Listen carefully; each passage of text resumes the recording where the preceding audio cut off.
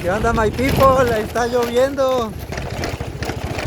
¿Qué rollo, my people? Aquí en Tapalpa está lloviendo y agua y de arriba para abajo.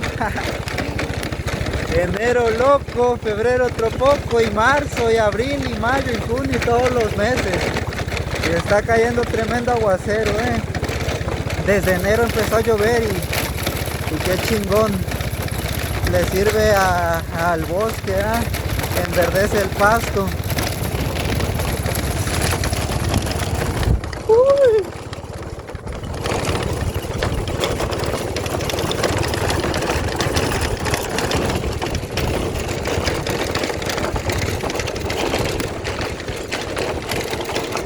Mira qué chulada.